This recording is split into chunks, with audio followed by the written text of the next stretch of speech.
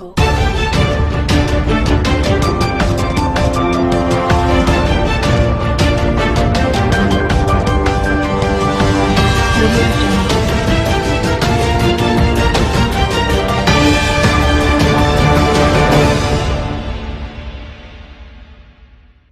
السلام علیکم، زه یم بخت الله جان حسرت او تاسو ګورئ په پښتو پوینټ ټي وي باندې د نن ورځې تر دې دمه خبرونه.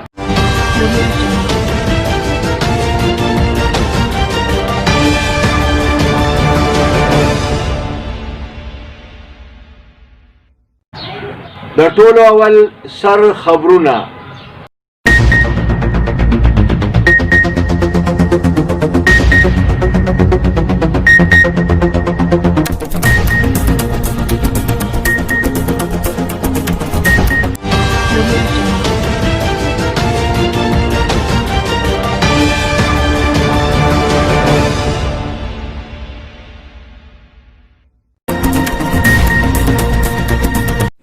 کرونا وایرس که یو خوا په پاکستان کې پنجې خښې کړي دي، نو بل خوا یې د پوره دنیا نه لاسچا پیره کړي دي.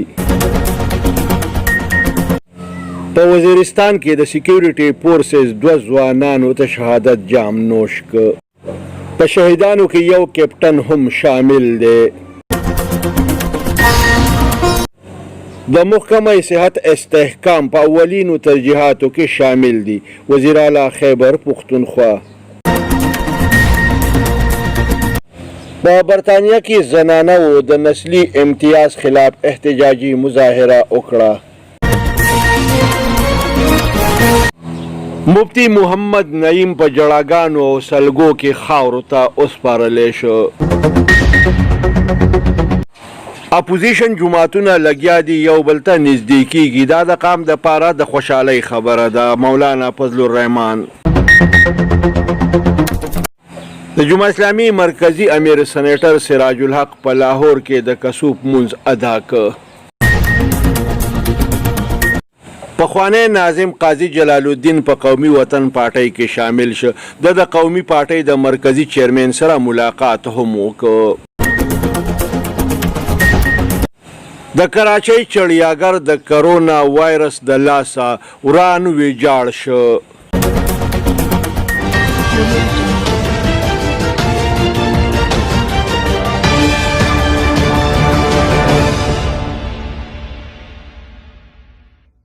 اوس د دې خبرونو تفصیل.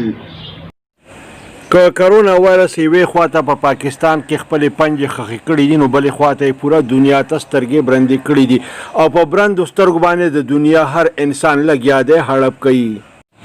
کرونا وایرس ته اوسه پورې په پوره دنیا کې 4,65,000 خلک خوړلي دي، چې په دې کې د امریکایانو شمیره 1,02,000 او د برازیلیانو شمیره 50,182 ته رسېدلې ده. لګیا په دنیا کې د لاک ډاون سلسله په مزه باندې نرمیږي. سپین د یورپ سره ټول خپل سرحدونه دوباره کولاو کړه. سعودي عرب فیصله کړې ده چې دا ځل به حج په محدوده پیمانه کیږي. د منصوبه بندۍ وفاقي وزیر اسد عمر ویلي دي چې په پاکستان کې د کرونا وایرس د متاثرینو تعداد 1,80,640 ته ورسېده. په دمام کې د پاکستان واپسۍ ته په انتظار په ناستو کسانو کې 115 کسان واپس راغلي دي. د زیاته کړې ده چې د ملک په 20 غټو ښارونو کې د سمارټ لاک ډاون د لګولو فیصله شوې ده. 9 مقاماتو نشاندهي هم کړې شوې ده. په کومو علاقو کې چې د متاثرینو شمیره 40% هلته به سمارټ لاک ډاون کولی شي. په اسلام آباد کې اسپتالونو ته نور 180 اکسیجن بیډونه ورکړی شوي دي. په وزیرستان کې د دهشتګردو په یو حمله کې د سیکیورټي فورسز 2 ځوانان شهیدان شو، چې یو پکې کیپټن هم شامل دی.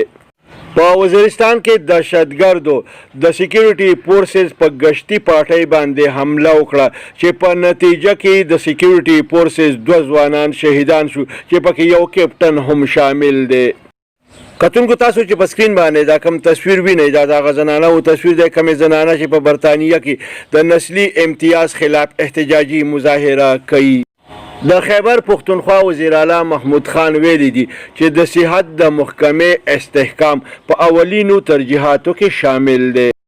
په صوبه کې به د ټولو غټو اسپتالونو د کار استعداد سیوا کولی شي.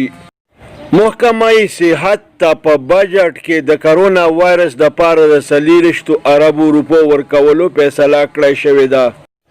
په کراچۍ کې د جامعه نعیمیه مفتی محمد نعیم په سلګو او جړاګانو کې خاورو ته وسپارلی شو. د ده په جنازه کې د هر مکتبه فکر خلکو په لوی تعداد کې شرکت وکړ. دی د خپل پلار سره نږدې ښخ کړی شو. د جمعیت علما اسلام مرکزی امیر مولانا فضل الرحمن د BNP د اختر منګل سره ملاقات وکړ. دې دواړو قومي مشرانو په یو ځای باندې پریس کانفرنس ته وینا وکړه. د جمعیت علما اسلام مرکزی امیر مولانا فضل الرحمن وی چې د اپوزیشن جماعتونو د یو بل سره نزدېکت د قام لپاره د خوشحالۍ خبره ده. د BNP مشر وی چې اوس پکار دي چې حکومت استعفا ورکړي ولې چې په هر محاذ ناکام شوی دی. کله چې نور تندر اونیو نو په دغه وخت باندې د جماعت اسلامي مرکزی امیر سینیټر سراج الحق په لاهور کې د کسوف منځ ادا کړ. تر ډیره وخته په دغه منځ او دعاګانو کې مشغول پاتې شو. پخوانی ناظم قاضي جلال الدین د ملګرو سره په قومي وطن پارټۍ کې شامل شو. د قومي وطن پارټۍ د مرکزی چیرمن آفتاب خان شیرپاو سره ملاقات. د قومي وطن پارټۍ مرکزی چیرمن آفتاب خان شیرپاو د دې سره تفصیلي خبرې اترې وکړې. د پارټۍ په حواله ورته مختلف قسم هدایات ورکړه. په پارټۍ کې نوي شاملیدونکي قاضي جلال الدین او د هغه ملګرو د پارټۍ په مرکزي او صوبایي قیادت باندې د مکمل اعتماد اظهار وکړو. کتونکو په سکرین باندې چې تاسو دا کم تصویر وینئ دا تصویر د کراچۍ د چړیاګر تصویر دی کم چې د کرونا وایرس د لاس وران ویجاړ پروت دی او داسې لګي چې ته به وایې چې دا قبرستان دی.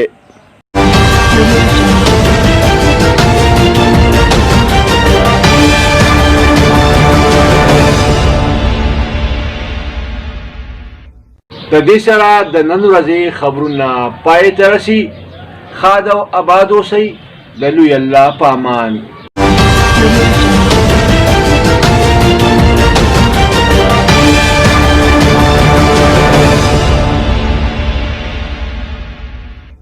کتونکو پښتونخوا TV سبسکرایب کړئ. د ټلۍ په بټن غوطه کېدئ او دغه رنګې دا خبرونه کتل د خپل ژوند معمول وګرځوئ.